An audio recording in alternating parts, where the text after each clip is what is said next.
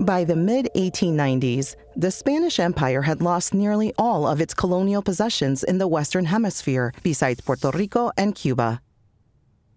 With the Monroe Doctrine of 1823, the U.S. had declared European assertions of power in the Americas as dangerous to our peace and safety. In 1895, Cuban revolutionaries rose up against Spanish rule. The United States is also beginning to feel that here is a people who have been colonized by a brutal imperial power. It feels so resonant to the own experience, to the United States' own experience, its own birth.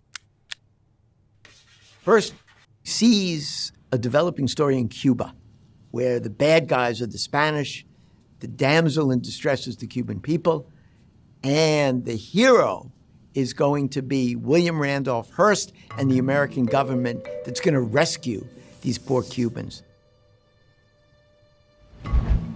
In 1895, the same year as the Cuban Rebellion, Joseph Pulitzer's New York World began publishing a satirical cartoon about New York slums called Hogan's Alley. The bright, colorful cartoon featured a memorable character, Yellow Kid, outfitted in an oversized yellow nightshirt. The audience for newspapers was expanding as the cities were expanding. A lot of these people were immigrants. A lot of these people didn't read English all that well or speak English all that well. In 1896, in an effort to spur sales of his New York journal, Hearst hired the Hogan's Alley cartoonist away from Pulitzer and continued a fierce war for talent between the two publishers. This is before radio and certainly before television, before films were really catching on.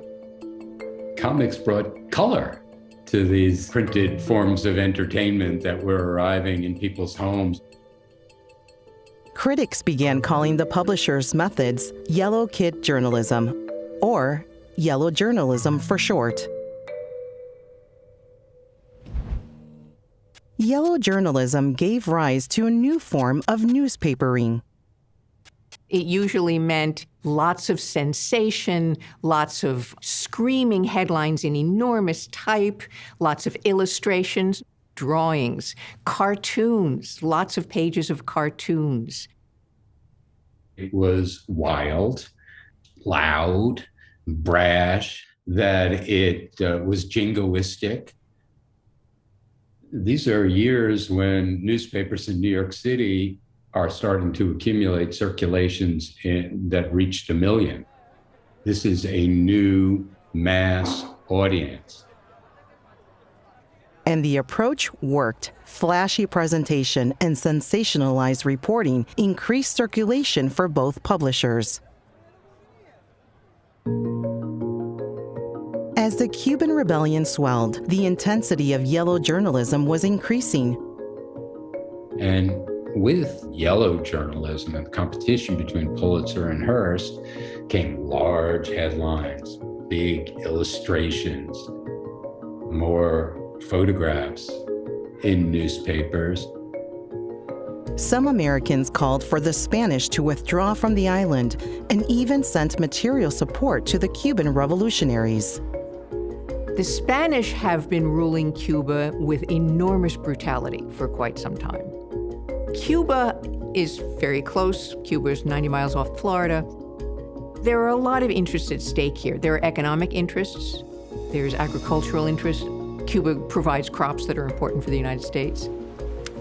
With tensions between the U.S. and Spain mounting, the American Navy ordered the USS Maine to Havana Harbor in January 1898.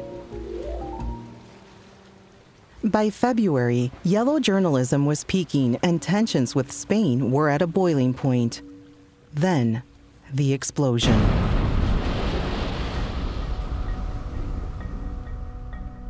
Hearst immediately publishes on his front pages a variety of stories going after the Spanish, all made up.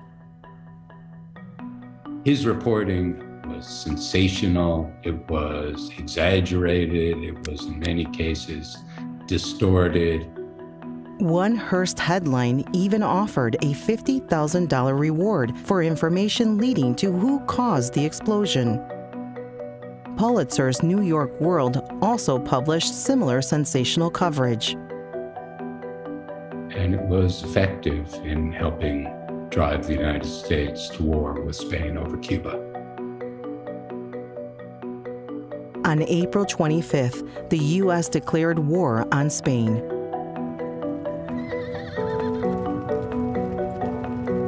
Yellow journalism helped foster a political climate that was conducive to war. Hearst's competition with Pulitzer became the defining moment of journalism in the late 19th century. It really just went beyond. Neither one could step back, neither one could control it. It came to its head with the Spanish-American War. The two countries fought the Spanish-American War for 8 months in Cuba, Puerto Rico, and the Philippines.